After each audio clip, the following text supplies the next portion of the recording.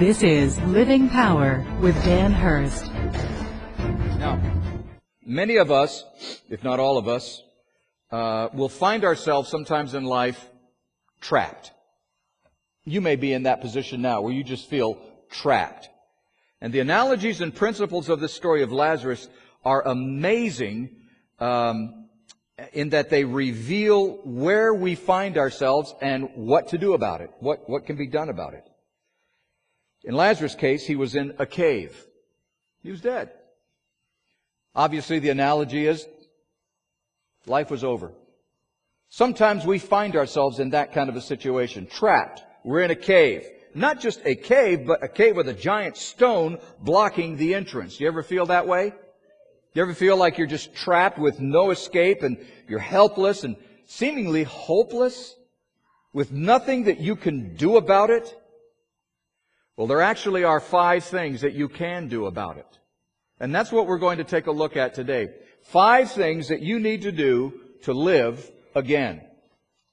And the first one is, and it starts with verse 39, Jesus is moved and he comes to the tomb, and it was a cave, a stone lay against it. And Jesus says, take away the stone. The first thing that we have to do when we want to live again, or need to live again, is remove the obstacles. Now, some of these are going to seem rather simplistic, but in the context of all 5 of them, I think they'll begin to make sense.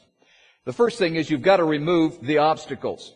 We all have obstacles in our lives. Obstacles that show up sometimes completely unrelated to the situation that we're in.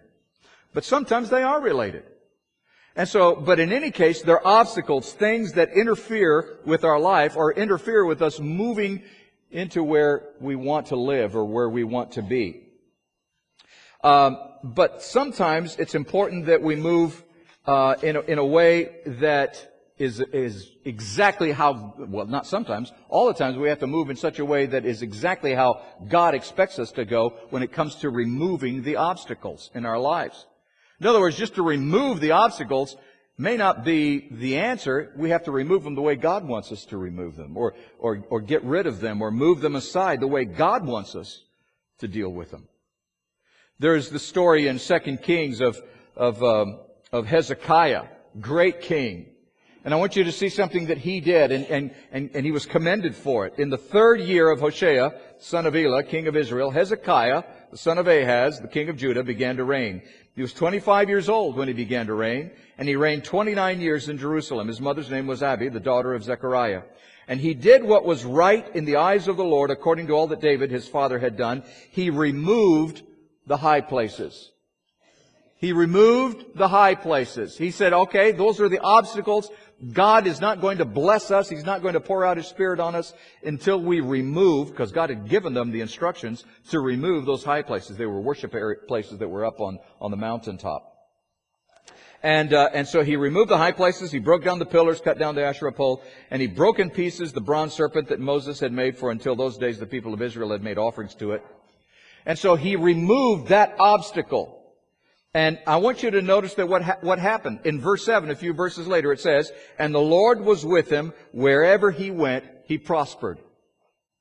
The only thing that he started doing was he was obedient to God, but he removed the obstacles.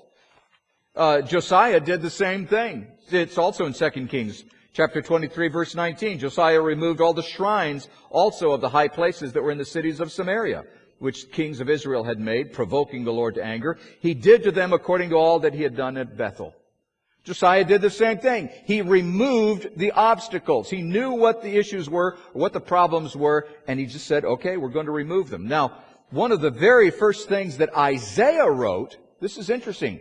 Isaiah, obviously a very, very long book in the Bible. One of the very first things that Isaiah said is in verse 16 of the 1st chapter. Wash yourselves, make yourselves clean, remove the evil of your deeds from before my eyes. Cease to do evil, learn to do good, seek justice, correct oppression, bring justice to the fatherless, plead the widow's cause. What Isaiah was saying to them, one of the very first things that you need to do in your life is remove the obstacles.